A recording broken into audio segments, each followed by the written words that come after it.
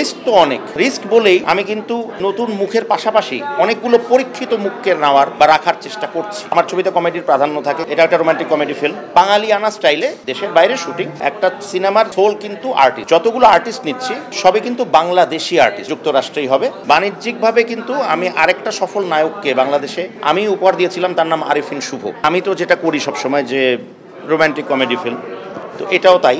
আমার ছবিতে কমেডির প্রাধান্য থাকে, কারণ হয়তো বা আমি এটা একটু ভালো পারি, তাই তো ওই মুন্সিয়ানাটাই দেখাতে চাই। এই ছবিতেও তাই, এটা একটা রোমান্টিক কমেডি ফিল্ম এবং এই ছবিতে যেটা হচ্ছে যে যেহেতু বিদেশে চিত্রায়িত হবে অধিকাংশ ছবির অংশ, তো সেই ক্ষেত্রে আমি চেয়েছি যে লোকেশনের একটা ভ্যারিয়েশন দেওয়ার চেষ্টা করব, চোখের একটা প্রশান্তি যেন আসে। লোকেশনগুলোই এমনভাবে সিলেক্ট করা যাতে মানুষ অ্যাটলিস্ট একটা ভিজুয়াল এক্সপিরিয়েন্স পায়, এটা গেল প্রথম।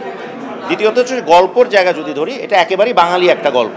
এমন নয় যে আমি কোনো আমেরিকান গল্পের প্রচেষ্টা করছি, একেবারেই না, বা কোনো তামিল তেলেগু এরকম না, একেবারে সিম্পল বাঙালি গল্প। আর আমি চেষ্টা করি সিম্পল কোনো গল্পকে নিয়ে কাজ করতে। এটাও তাই, বাংলাদেশে থেকে একটা ছেলের বিদেশে যাওয়া এবং ওখানে গিয়ে এক বাংলাদেশি পরিবারের সাথে পরিচিত হওয়া, সেখানকার একটি মেয়েকে ভালোবেসে ফেলা এবং তারপরে কিভাবে মেয়েটিকে ছেলেটি কাছে পাওয়ার জন্যে কী কী করতে পারা না পারা, তার সাথে তার শ্বশুরের দ্বন্দ্বের জায়গা, এবং এগুলো সবই বাঙালিয়ানা স্টাইলে দেশের বাইরে শুটিং, বাট বাঙালিয়ানা স্টাইলে উত্থাপন করার একটা চেষ্টা।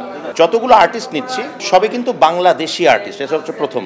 একটা সিনেমার সোল কিন্তু আর্টিস্ট, মেইন সোলের যদি জায়গা ধরি তো সব সোলরাই বাংলাদেশি। এক।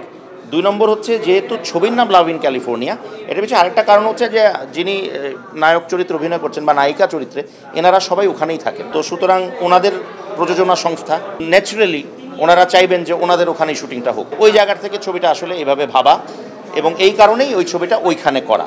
পাশাপাশি যেহেতু কিছু ব্যাপার আছে যেগুলো আমাদেরকে দেখাতেই হবে ছবিতে, যে বাংলাদেশেই ব্যাপারগুলো ঘটছে, তো সুতরাং আমরা বাংলাদেশেও শুটিং করবো। তবে হ্যাঁ, সিংহভাগ শুটিং যুক্তরাষ্ট্রেই হবে।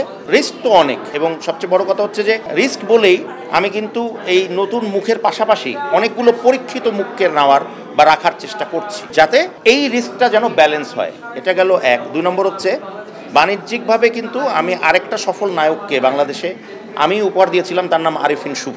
সুতরাং আমার কাছে ওই কনফিডেন্সটা আছে যে নতুনদের নিয়ে কাজ করলে একটা আরামও আছে আবার। আর ডেফিনেটলি যাদের কথা বলা হলো তারা সবাই অত্যন্ত ভালো আর্টিস্ট, অত্যন্ত পরীক্ষিত, এবং এমন নয় যে আমি তাদেরকে নিয়েও কোনো দিন কাজ করিনি বা করব না, তারাও আমার ছবিতে কাজ করবেন। এখন এক এক ছবির হয়তো প্লটগুলোই এমন হয় বা সিচুয়েশন এমনভাবে তৈরি হয় যেখানে তাদেরকে নিয়ে কাজ করতে হয়, আবার কিছু সিচুয়েশন এরকমও তৈরি হবে যে তাদেরকে নিয়ে কাজ করব। তো সুতরাং সবাইকে নিয়ে, আমি ডিরেক্টর মানুষ, আমার কাছে সব আর্টিস্ট সমান, সবাই শ্রদ্ধাভাজন কিংবা স্নেহভাজন, তো সবাইকে নিয়ে কাজ করতে চাই।